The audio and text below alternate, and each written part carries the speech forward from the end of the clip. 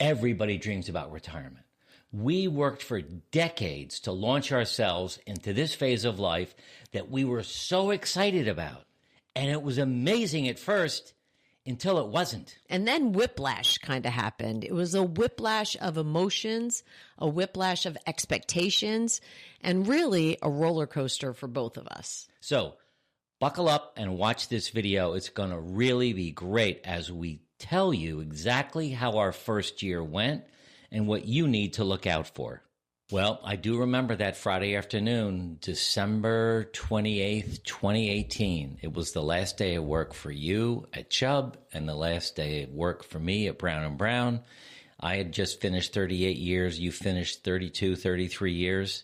And we were so excited that Friday night. I remember we got home early, 4 or 5 o'clock, and we were ecstatic. And the feeling of freedom, I think, was the first thing that really landed for both of us. I think when I think back on it, that was kind of masked by the holidays. We often had between, Christmas and New Year's off or with the kids or, so the Friday, Saturday, and Sunday night, we were pretty jubilant, I would say.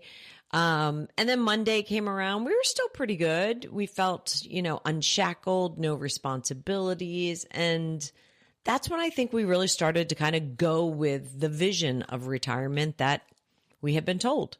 Yeah. So when we were spending that weekend, so it was leading up to New Year's, I remember that first Monday morning, and that's where freedom really felt big for both of us. I think we got up at different times. I tend to get up earlier, and I went down, had coffee, and I had nowhere to go.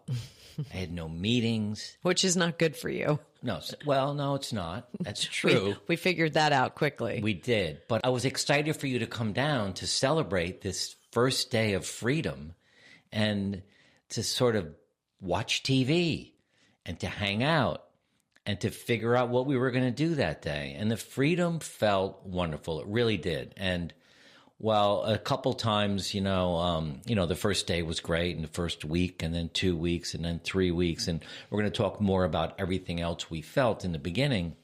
But yeah, it's something to look forward to because you do get a tremendous amount of freedom. And the other thing I wrote down is that we got our life back.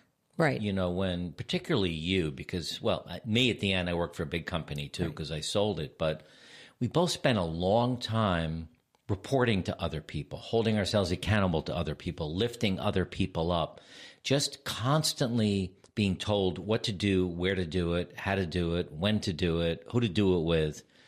And while we got used to it, at the end of 38 years, I was kind of done. Yeah, I think we were both done. And I think the unshackled, unbridled feeling of freedom, was almost intoxicating, right? I mean, we jumped into that with both feet.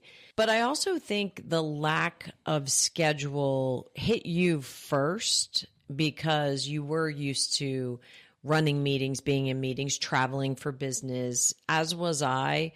But for some reason, I don't know if it's a male-female dynamic or I don't know if it's just you in particular, me in particular, but for some reason, I felt I smoothed the early adaptation pretty well. I was not anxious for what do we have to do next.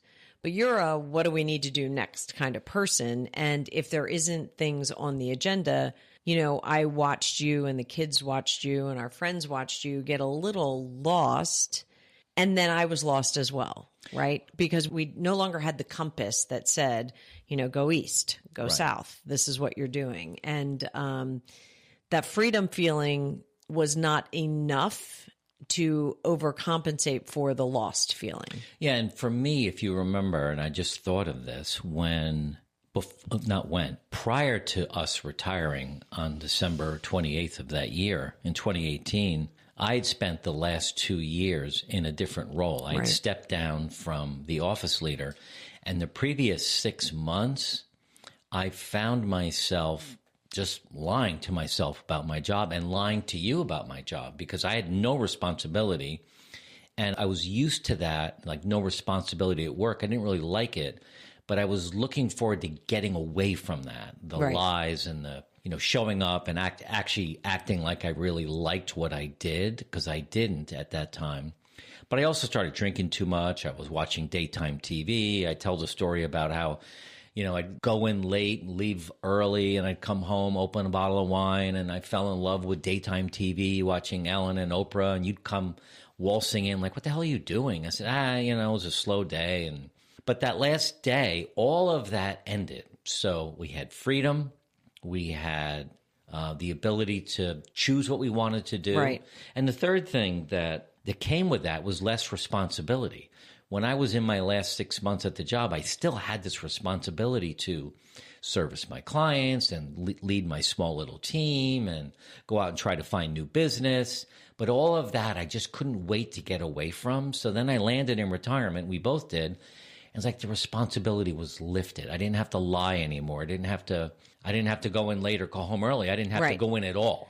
Well, it's interesting because each of the things that were lifted replaced early on by other responsibilities. For example, if you want to think about responsibilities, like me in changing general. light bulbs and things like that. Well, a part of your career, part of my career, part of probably anyone's career, you kind of had an out on certain things, family obligations, perhaps, things around the house, perhaps. You could fee more things out, to other people because you didn't have time, right? Mm-hmm. So I don't have time, to do X, Y, or Z was easy to say when you were in a full-time job. I don't have time to do X, Y, or Z when you have nothing else on your calendar. It's kind of harder to say, right?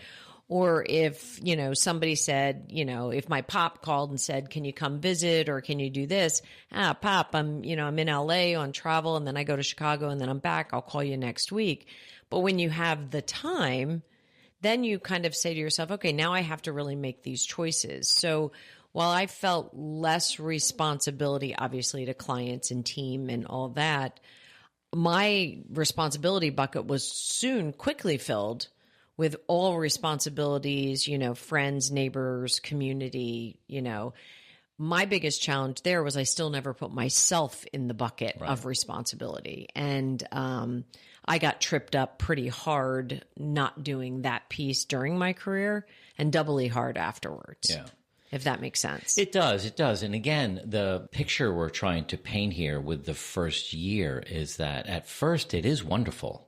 I mean, it really is, even though we sound like, well, then this happened and that happened. We're going to get deeper into that. But it is a good relief and a great feeling to step away from something that we were shackled to for a very long time. Well, right? I think we have to be sensitive to the fact that people retire for a lot of different reasons. Some people retire because they are at the end of that period of their journey. Some people retire because their companies are sold. Some people retired because they're forced into retirement. Some people retire because of health issues. So for our viewers, I think it's important to note, it depends on why you retired, how you retired, and what your mindset was going into it, and where your alternative responsibilities lie. I know a lot of retirees who feel more busy, whether they are or not. They feel more busy than they ever felt when they were at work because work was a good scapegoat. Well, I think part of it is everybody retires if they're lucky enough, if they live long enough to retire, because that's the lie we've been told, that you're supposed to retire at 50 or 55 or 60 or 65. Some people are forced out by downsizing. Right. Some are forced out because companies say you can't work past 65. But ultimately, we save for it, we dream about it, we talk about it, and then we all figure out what's the best time to do it so that we can sit back, take it easy, and do nothing, or do what we want to do, who we want to do it with, when we want to do it. That's all the lies and the dreams that we've been told. But don't you think part of that is true? It's not all a lie. No, in the beginning, right? It's just utopia. It is. I mean, I remember the first 6 months, 8 months, maybe even the whole first year, I fought the fact that maybe I wasn't as happy as I thought I would be, because who would not be happy with having enough money to retire, having enough money to travel, having enough money to do the things we want to do, and yet feel like things aren't as good as they could be? Because the other thing that happened in our first year is we sat down and we started dreaming. And we said, you know what? We're here now. We made it. So it's been a couple months. What do we want to do with our life? And, for us, it was different because we dreamed about a second home, which we bought, a place to hang out with your mom and my mom and dad. And then my father died. I can't remember who died first in the scheme of things. Was it my parents first and then your mom? Yeah. And and we didn't have grandkids yet. So all the dreams of spending the rest of our time taking care of our parents and traveling with them and the grandkids, that vanished because they all passed away within a couple of years. But we started to try to dream. And we talked about this morning, is that we really forgot how to dream, or to dream about what, because we hadn't had the ability except to dream for our 1 or 2 week vacation every year. Right. I think it's, the idea of dreaming is really important in all stages of life. And as a child, we certainly have the dream and the wonderment and, the excitement and, a lot of mystery and anticipation, when you set forth and set out a big dream. I think a lot of dreams, and the ability to dream, sometimes if you close your eyes to dream and it's a blank slate, you got to think to yourself, okay, what am I missing here? Am I missing the drive to do something? Am I missing, the wonderment that I used to have in the world? And this phase of life, this discovery year phase, is the time to get some of that back, but it's a tough bridge to cross when, for me, I was in corporate America for 35 years. My dreams were about goals for my teams and, for the customers, and, certainly dreamt of getting all the kids through college. But it was all like blocking and tackling dreams. It wasn't necessarily like big, grand, exciting outside dreams of work. Outside of work. Yeah. Because, there wasn't a lot of time with 6 kids and 2 careers to sit back and say, I'm going to dream today. I mean, that just wasn't on the agenda during those years. So for me, it was almost like I had to remember how to dream. And that takes a lot of courage, I think. And it takes a lot of courage for people to step into a dream, to articulate a dream to somebody, and then step into it. And then really follow through on it. Yeah. And I think a lot of the retirees that we talk to, when you talk about dreaming, they're like, wait, what? What do you mean? Like, I have everything I need. And I don't mean the blocking and tackling dreams of, do I have a roof over my head and food on my table? And am I talking to my children? But, what are the bigger dreams that you see for yourself and your life? That takes a while. Yeah, it does. And I think we're going to get into that in the second half of this video about where things started to go wrong for us and how we learned how to dream and we learned what to dream about. Because when you just said it a minute ago about all your dreams were around your business and your team and numbers and your clients, I guess it was the same for me. I mean, we'd come home at night and have dinner and we'd talk shop. Right. Every night. We were working and married for 15 years. Right. And it was all about shop in the morning, midday. Well, it was like shop and logistics for the kids, right? Yeah. Like who's picking up, who's dropping off, who has a car, who doesn't have a car, who's coming in, who's staying tonight, who's leaving tomorrow, all those type of things. But shop was exciting. Mm-hmm. We both fed off of each other and we got excited about some big meeting you had or a big sales presentation I had. We got excited about that. Right. That was our dreaming. I hope you do well today. Like you said, the kids were important and we had great weekends and the soccer games and trips. Well, work was primary. Right. And then when that work went away, what went away with it as well, the fifth thing I wanted to talk about was structure. This being unbridled of structure was something that we both felt really great about at first, that first Monday morning. We had no structure. We had no place to be. Well, and I think it's important that people embrace that feeling of no structure. I feel good about it. Let me see how far I can ride that wave. For us, it wasn't a very long wave to ride because, we both needed some form of structure in order to make the days memorable, productive, and us pushing forward towards our dream. I think it's important to talk about dream and structure together because people retiring alone as a solo retiree, your dream and your structure is your own, to forge. And if you are retiring with a spouse or a partner or a significant other, it's a little bit different. The dreams don't have to be the same, I don't think. The structure doesn't have to be the same, I don't think, but there does need to be cohesion between them. You know, I can't say to you, my dream is to travel 2 out of 4 weeks a month. And you say, my dream is to never travel again. So, you know, there is this structure and dream or vision even for retirement that has to blend together if you are, you know, with a spouse or partner or significant other, I think. And we struggled with that. And we still struggle with that. Sometimes we do, yeah. And I think the point here is we, you know, talked about the first year of retirement when it first happens, the freedom that you get, you're unshackled, you get your life back. We loved having that. Less responsibility, felt so light and good and beautiful. Time to dream, you know, it didn't really work that well at first for us. And then this idea of no structure was great at first. But then what happened to both of us, and we didn't realize it for probably a year, maybe even longer, I would say a year, is we began to drift. And we call what happens to retirees retirement drift. And it's not sudden.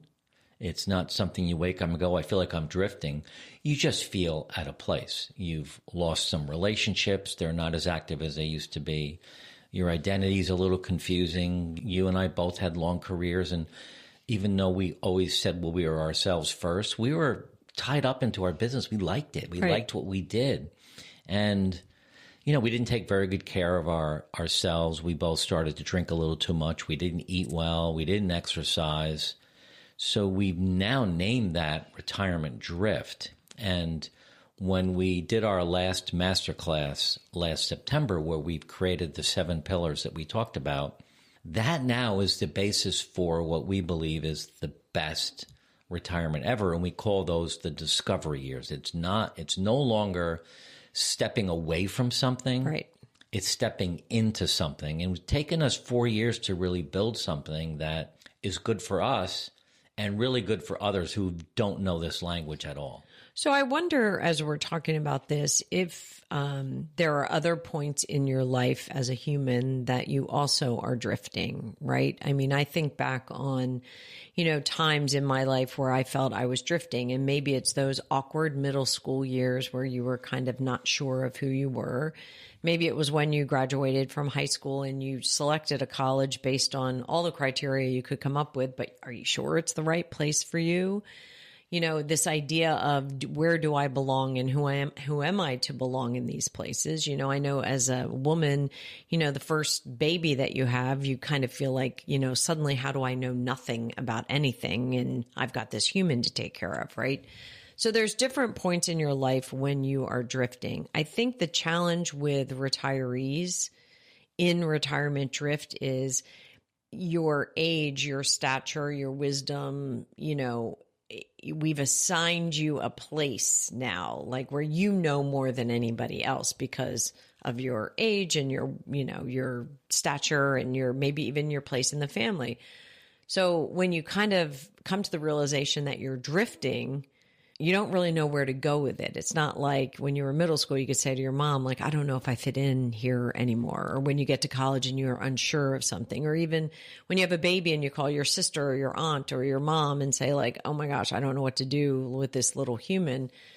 You know, now you're kind of supposed to know what to do. Right. And you're supposed to be pretty damn grateful that you've made it this far and you've planned as well as you did. So the reticent, you know, behavior that we get when we talk to people about this is because they're kind of fearful or shamed, maybe even when they say, I don't really know what I want to do or how to do it or where to go. And I'm drifting.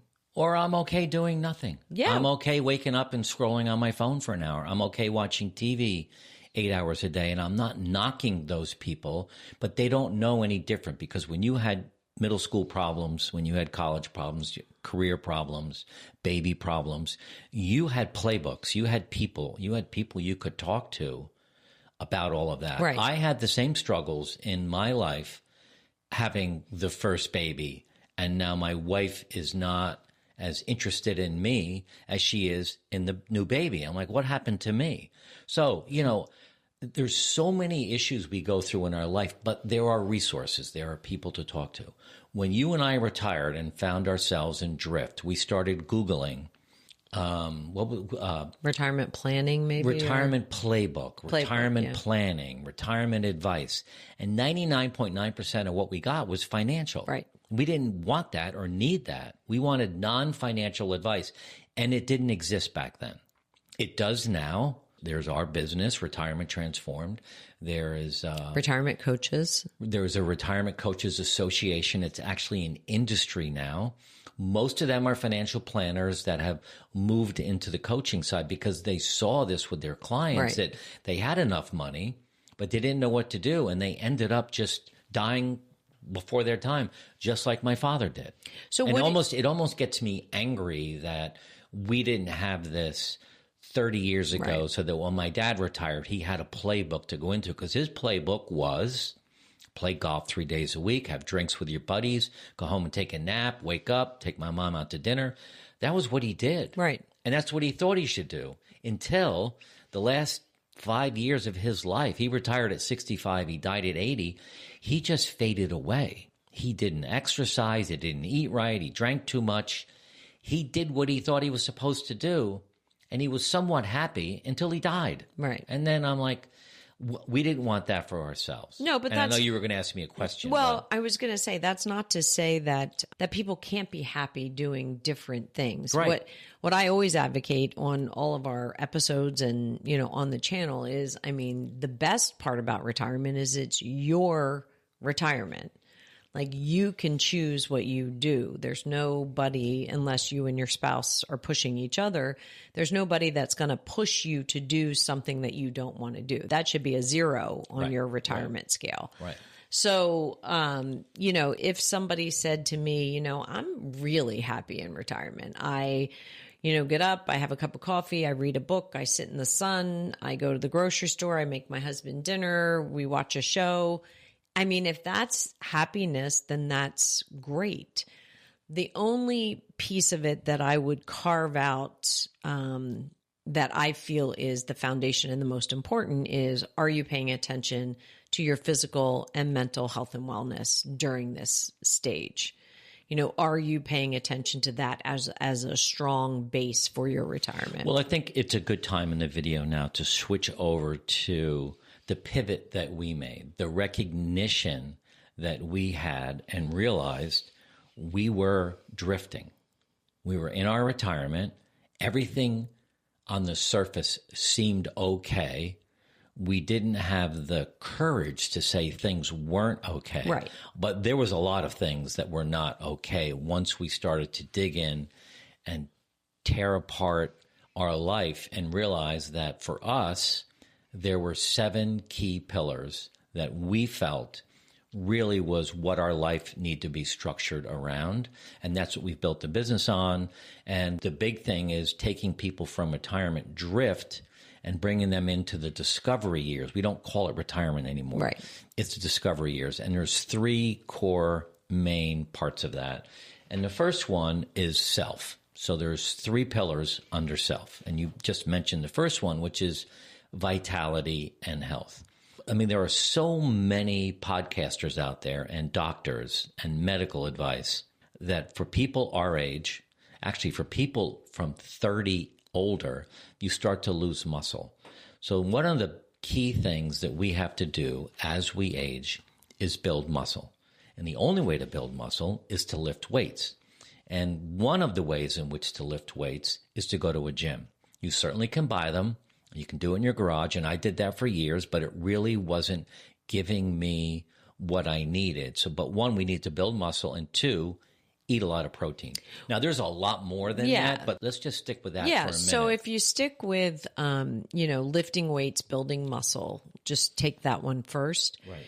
I think it's important to note you don't need to go to a fancy gym. Your body weight in most cases is plenty to lift.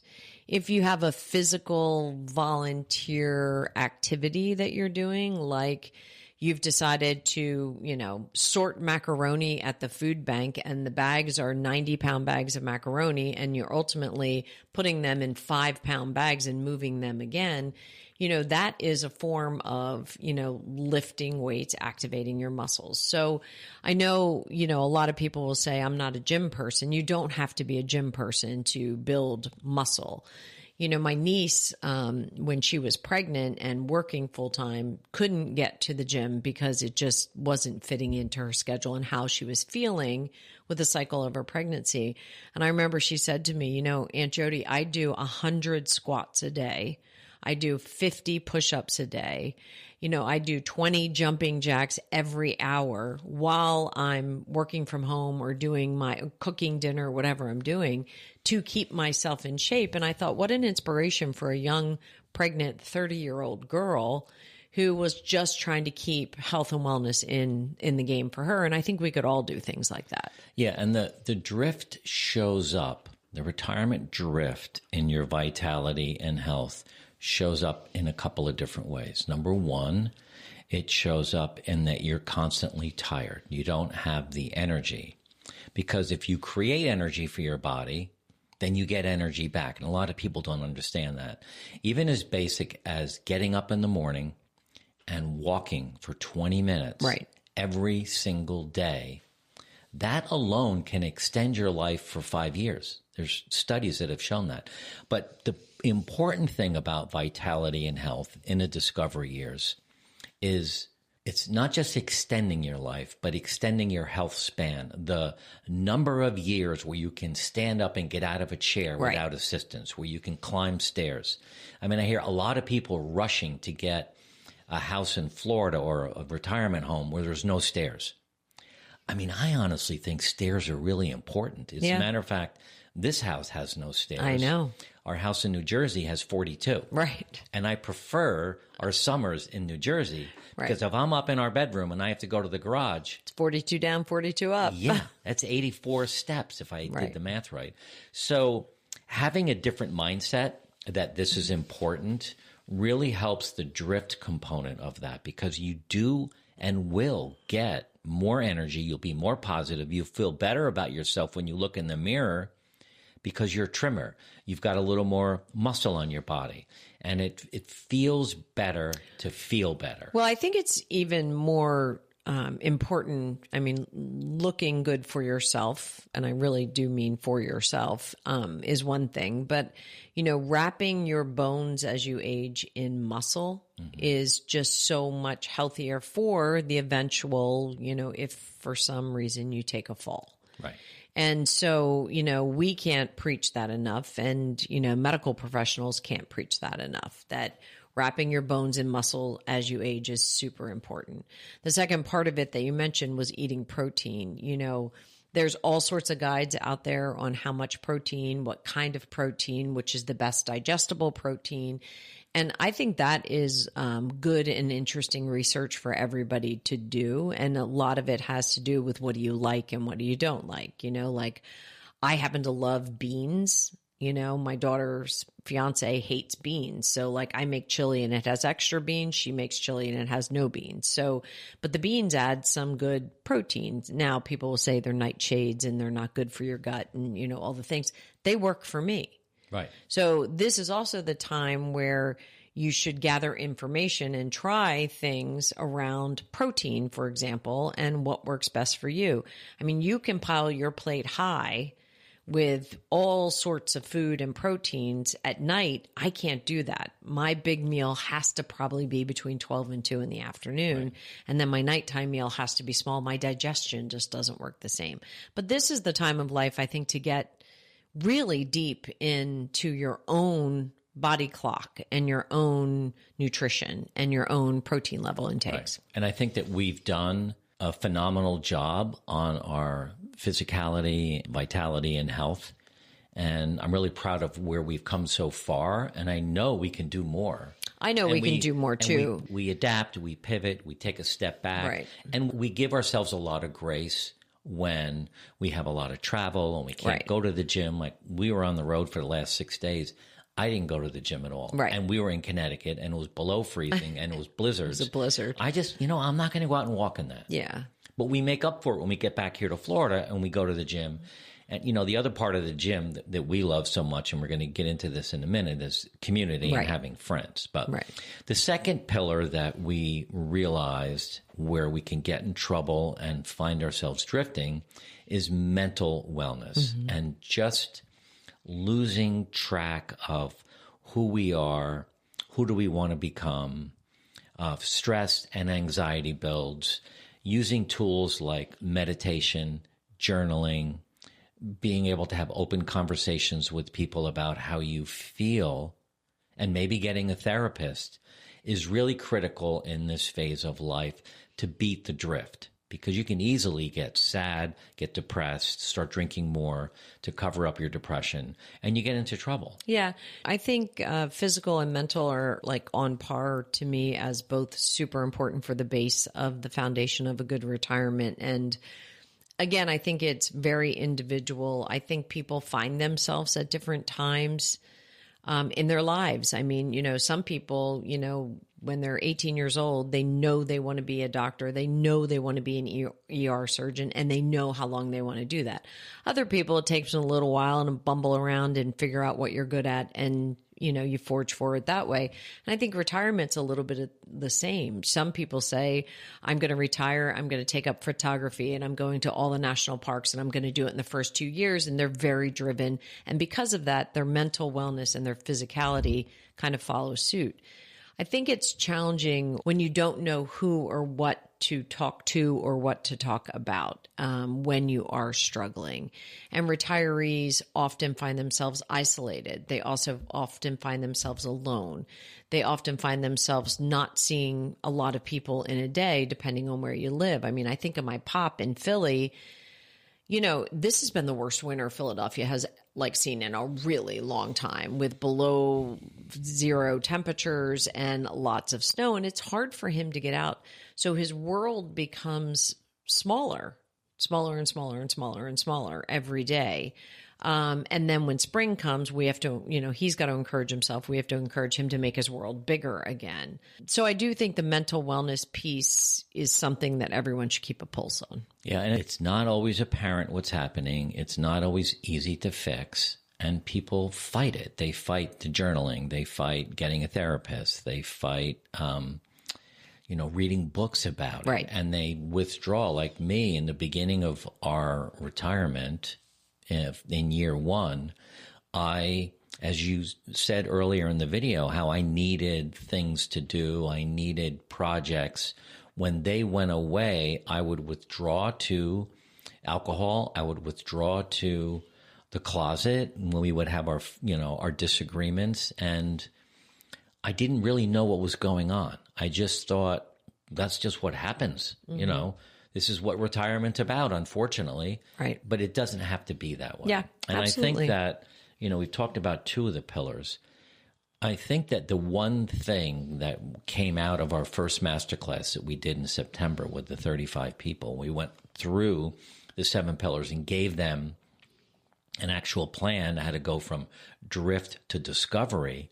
It's the one thing that every single one of them realized they needed back in their life was one of the things that we wanted to get rid of, and that was structure. Yeah.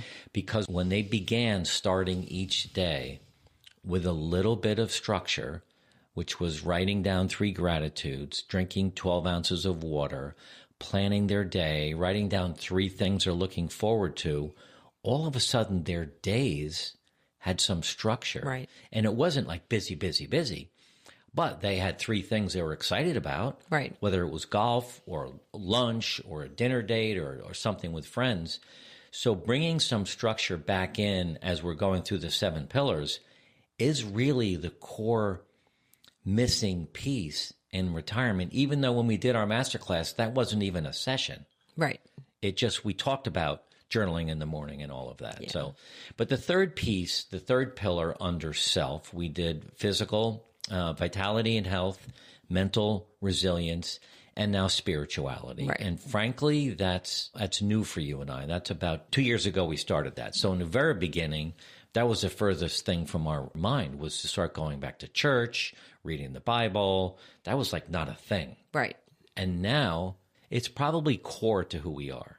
Well, Would you? I mean, I think that and some people are not, and that's okay. Yeah. I think it's very individual, and, people find their faith, whatever it is, or their spirituality, if faith isn't the word that you like to use, at different times of their life, based upon different needs, whether things are going really well and you're, thanking your God, or, thanking your spiritual being for, all the help in that area, or things are not going well and you need, a place to kind of find refuge, right? So I think it was important for us at the time we fell towards it.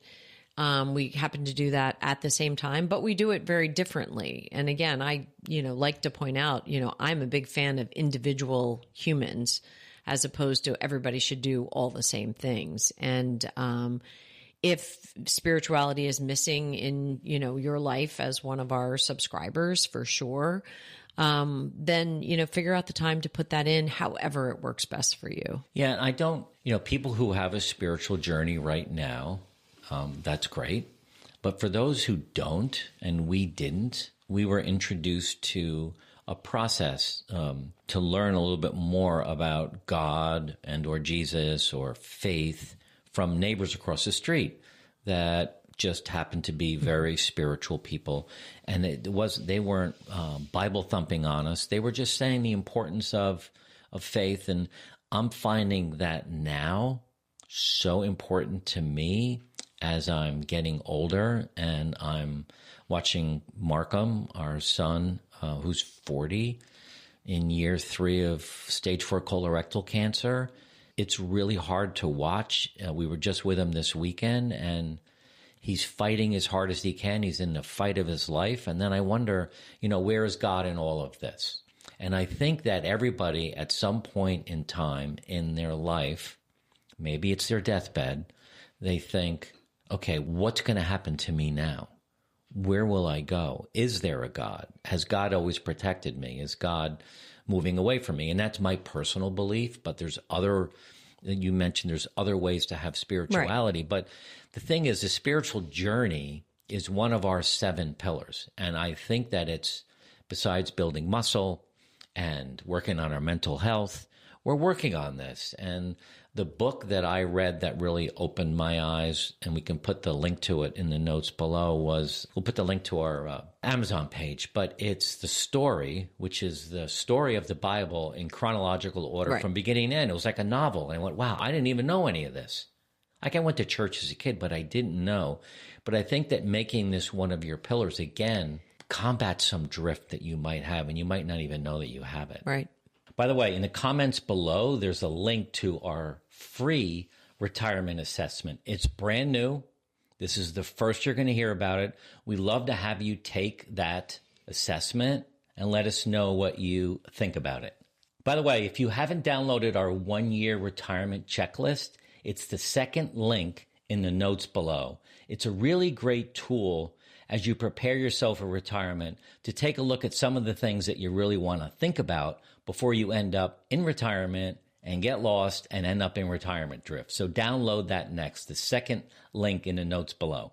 All right, let's talk about pillar 4 and 5.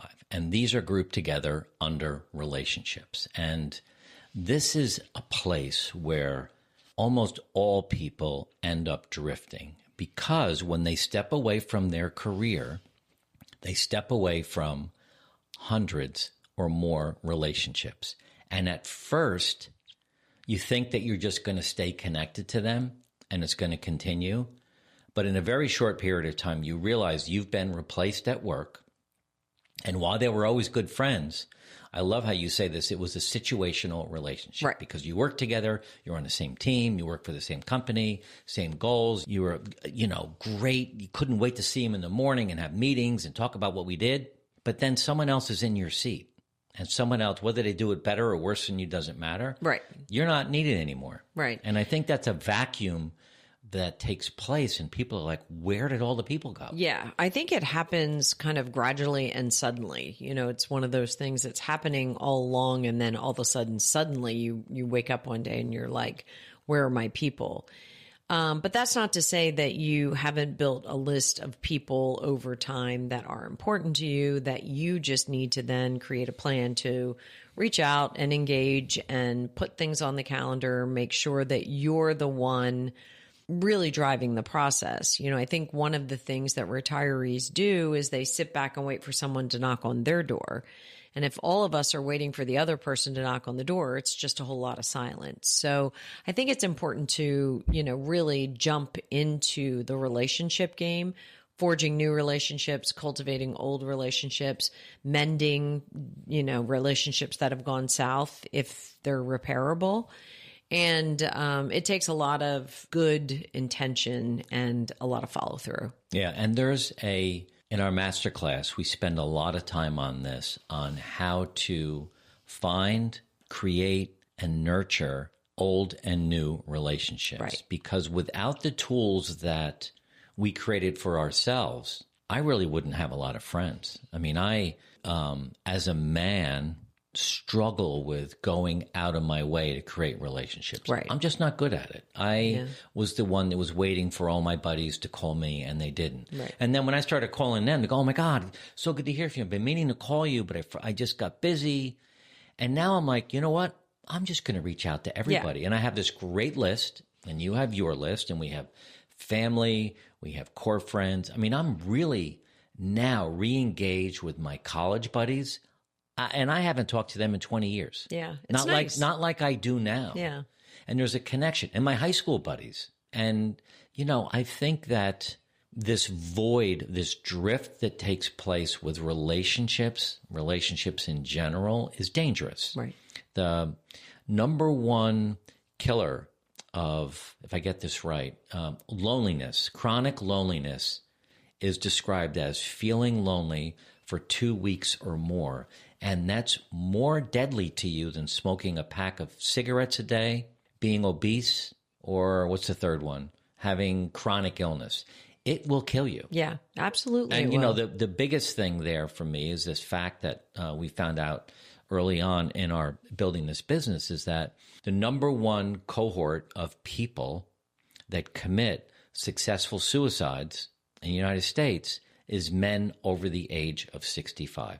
And that comes from loneliness. And that's higher in the military, much higher. Yeah. So it's really an important pillar to make sure we're grounding ourselves with relationships. Yeah, I agree. And, along with that comes your spouse, partner, or significant other relationship that, transforms regardless of how you think it's going to. But, suddenly when you're together 7 days a week, 24 hours a day, maybe you have some things you do apart. But for the most part, it's easy to let things get under the microscope. Like, the trash can's full. I can't believe you didn't take the trash out. You just keep piling more trash in the trash can. I guess I'll take the trash out. And it's easy to get chips on your shoulder about things that you didn't used to focus on, but now that you have more time, you might be, sharpening the lens on the microscope a little too much.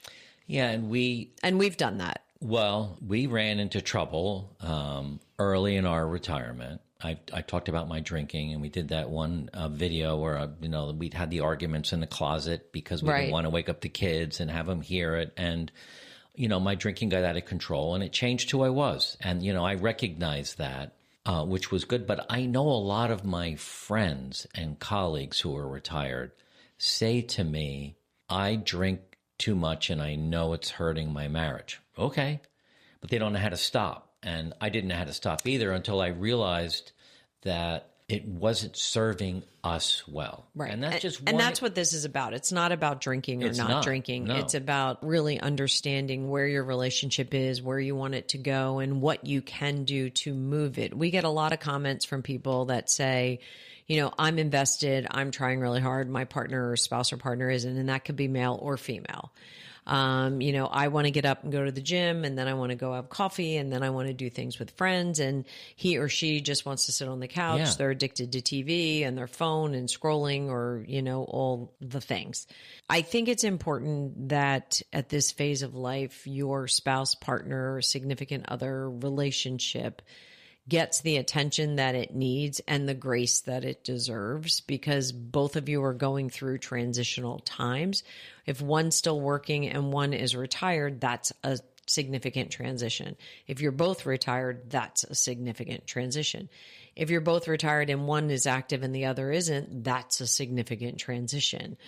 If you're both retired, you're both active, and you don't want to do anything that the other person wants to do, that's a significant transition. Well, it's a recipe for disaster.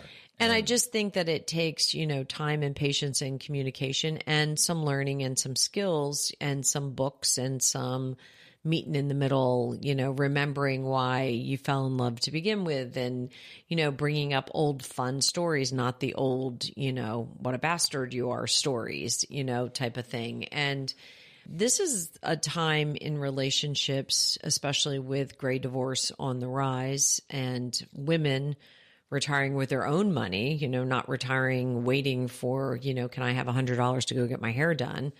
It's a time that needs a lot of grace and patience. And if you're not aware of that, or if you can't swallow the fact that you need grace and patience during this time, you're going to be in for a rude awakening either way. Yeah, and I think this idea of retirement drift with relationships in general, we talked about that and some things that I've had to work hard at. And then our marriage, we've tried to reverse drift. So we want to drift towards each other. What do we need to do? What do we need to ask each other? Right. How do we need to serve each other to drift towards each other, to fall in love again in a different way? And we talk about sex and intimacy. We talk about expectations. We talk about chores around the house, who's in charge of the garbage. We talk about grocery shopping, love languages, and cooking, love languages. These are all, over time, we've given each other permission to ask these questions. And we usually tee it up with like, hey, I think it's time for us to have another reset, another chat. And we're like, okay, phone's away. Let's do it. Let's get a cup of coffee. Let's sit outside. But being able to talk openly about this without judging, without reacting, without criticizing, is a beautiful skill that you and I continue to work at. Well, I think there's also this overlay of we are spending all this time together. So in my mind, a lot of times I will think, you kind of know where I'm coming from on things. It's not like I worked all day and traveled all week and then we're getting together and I have to kind of start at ground zero and explain everything. But the reality is, a lot of times what we think our partner knows about us or knows about how we're feeling, they actually don't. So you still do have to check in and start at ground zero. And I know that causes a lot of frustration in couples. Like, I can't believe he doesn't understand this, or I can't believe he doesn't know I'm feeling this way, or she doesn't know I'm feeling this way. And the reality is, as humans, we can't be in each other's minds to know exactly how we're feeling or why we're feeling things. Yeah. Well, just a few minutes ago, before we started filming, I go into the bathroom, you're getting ready, and I just looked at you and I said, oh my God, you are absolutely so gorgeous. I love you so much. And you looked at me and said, I don't feel that way. And I'm like, oh, it's going to be one of those days. I don't know what's in your head. Right. I don't know what to say. I mean, I'm exhausted, to be really candid. Yeah, I know. I mean, after traveling for 6 days and, and then coming back last night late. But to your point, I don't know. Yeah. And you don't know I'm exhausted? No. What the? I know you're exhausted. I'm exhausted. But I walk in thinking I can perk her up. And I meant everything I said. Right. It wasn't fake. Right. But you're like, well, I don't feel that way. And I'm just trying to get through the blow and dry the hair this morning, sir. I know. Oh, here's our little buddy. Oh, look at her. You're so hey, pretty. we're much better at not overreacting, not challenging each other, but really being curious about why we feel the way we feel. So that's really that's a important. big piece. Yeah. So that's relationship. Right. So that's 5. The second 2 pillars, the last two are around the idea of purpose. What is it in this stage of life that we can do to find something to give back, to use our skills and talents that we've built over the years? And the first one is, where we came up with the word, is really discovery, the discovery phase, which is what we call retirement now. is just learning and discovering about who we used to be, who we are now, who we want to be. And that falls under the bucket of trying, volunteering, trying different things, just discovering who are our God-given talents and our things, you know, when we take people through that career journey. But this exercise that we give people in the masterclass where they go back and they write down every single job and role that they had during their career. And I went all the way back to delivering newspapers and washing and detailing cars in high school and all of that. You write all that down and you write what you liked about it, what you didn't like about it, how it made you feel when you did it. And if it was a positive feeling and you liked it, you go back over that list and you circle all that. And it starts to say, well, you know, I was really good at that, and I'd love to do that again. And maybe it was being in the school band. Yeah. Maybe it's teaching piano. Maybe it's volunteering for a disease that's in your family. But spending time discovering that, and it takes an effort, right? Mm-hmm. I mean, it doesn't just happen overnight. But that's one of the pillars that we teach people, how to really go back in your past and uncover some things that you used to do that maybe would be beneficial to you and or your family or your community or the world at large. I think this is where you can also tie in dreaming, though, too. You don't have to have already tried something to want to try it in the discovery years. So I think that's a great exercise that kind of grounds you in maybe principle on what you want to start to look into doing. But you can throw the dream a little dream into the purpose conversation too, I think, where people can decide, you know, that there's things that they want to try, that they've never tried, that they don't even know if they'll be any good at. But why not try it now? I mean, what's the downside? What's the risk? I mean, so you failed at being a volunteer at the animal shelter? I don't know. Is that a big failure? You know, so I think that it's this idea of purpose has to be combined with not only talents and strengths and interest, but also dreams. I think that's a big component of trying to find your purpose in this stage of the game. Well, that is the seventh pillar. So there's the discovery phase where you're really trying to uncover what it is that you're potentially good at, and then applying that in a purposeful way so that you feel like you're giving back. You have a reason to get up in the morning. The worst thing to do is, and we found this in the masterclass, people would wake up and not have any idea what they're going to do today, tomorrow, next week, or the week after. Yeah, so planning is important. I mean, structure and planning. I think we could all resist it in the beginning, but all wrap it in, you know, when you figure out where you are in the drift or in your, you know, searching for purpose or finding your why, however you want to say it, at this phase of the game. Can you be over-structured in that way? I would say yes. Can you be under-structured in that way? I would also say yes. So again, for me, it's finding the personal happy medium between the two. You like more structure than I do. Right. I mean, that's just a fact. That's how we roll. I'm okay being a little bit less structured, a little bit more free in the afternoons. I like my morning structured, but for me, I like my afternoons a little freer. You like structure. You'll schedule a call at 2 and at 3 and at 4 and at 5, and then we cook dinner. And I'm just like, man, you are jamming, which is good for you. I don't choose to do that. And I think it's important that people understand that it's up to them to choose how it works. And it doesn't necessarily have to mirror your partner.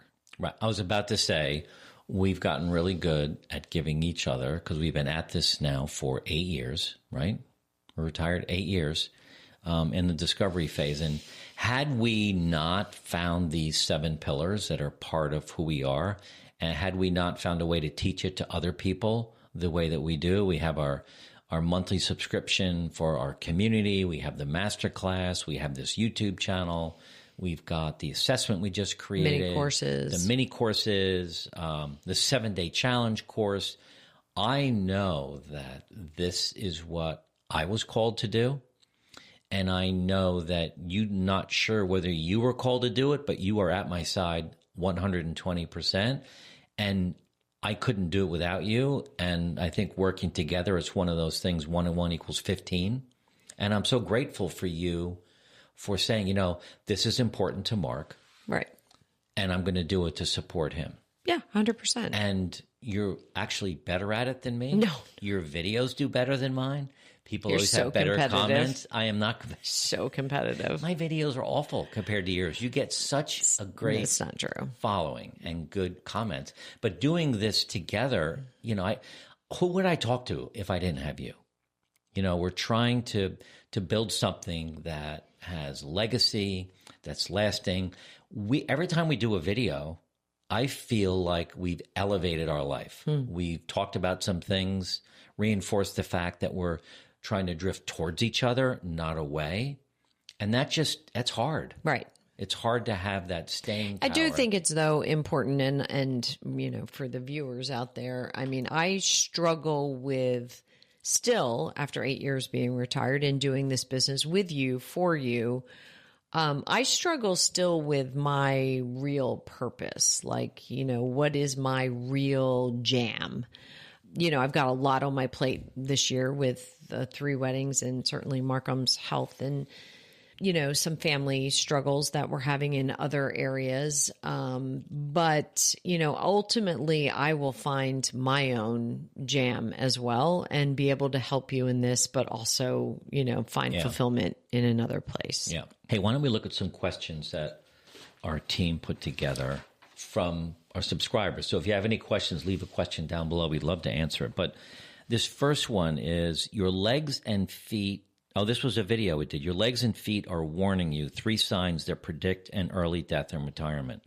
Have you looked into Eccentrics, Aging Backwards exercise program? I have not. Seems appropriate for older adults. I never heard of it. I never heard of it either, but that would be a good thing to look into. And I love stuff like that. So Aging Backwards exercise program. No, who sent that? That was from Richard Kynes. Oh, Richard. K-I-E-N. I will definitely look into that, Richard. Okay. Here's another comment on that same video. Love. This is from Douglas Maurer. Love your channel. A breath of fresh air for us agers. I'm 61. You guys look and say you feel great.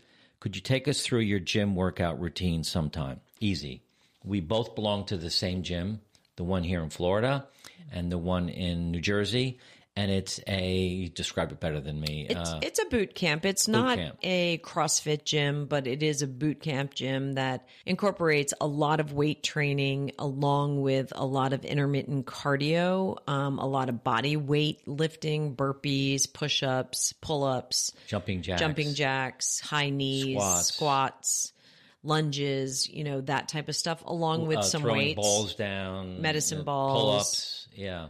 It's Bosu 45 balls. minutes, 5 days a week. It's 45 minutes of high intense, both cardio and muscle building exercise. And at first, it's really hard. Yeah. I mean, I couldn't do a push-up on my feet. I had to do it on my knees. But you know what? I can now probably do 20 push-ups in a row on my feet, which 4 years ago I couldn't. All right. So now it's a good way to mark your progress. 4 years older and a lot stronger, right, and building muscle. So, I mean, anything you do, even if you start with just walking, it's been proven that walking 20 minutes a day, 5 days a week, can extend your life up to 5 years. I would like to add into our routine, mine in particular, you know, a Saturday morning Pilates class. We both do a lot of walking on top of the 45 minutes at the gym. I probably get 5 to 6 miles a day of walking, you know, including walking Ruby and different things, walking with friends, walking on the golf course, whatever it might be. Yeah. Here's a question about sex. Ready? Mm-hmm. This is from Catherine Hensler from our video, Sex Isn't Over at 60. Can you talk about your spiritual journey as well? Thank you. Well, that's no good. That's not a sex question. We just talked about our spiritual journey on this video back just a couple minutes ago. And that is, I would say that our spiritual journey has helped our sex life because I believe that we're connected to each other better because what's so funny? What do you mean? Okay. I'll give our sex life any credit it deserves. And now I'm pulling God on this one. Okay, it's good. It's because of God that our sex life is as good as it is. It's good, right? Pray to God we have sex tonight. Is that what you're saying? Yeah. So our spiritual journey is evolving. Yeah, and it's beautiful. And, you know, it's never going to end. And there's no real clear-cut path. But we look at it every morning. I read scripture every single morning. We use the Bible app. And then I have this new app called, I'm going to look it up real quick because it's actually pretty good. Someone suggested it. Lectio 365, Lectio 365. Someone suggested that that's 15 minutes and it's audio. Right. And you can read at the same time. So we're hacking our way through it, and it's a daily practice, right, which is great. Hope you enjoyed this video. This next one, 5 things I wish I knew before I retired, is a great video to watch after you watch this one. So watch this one next.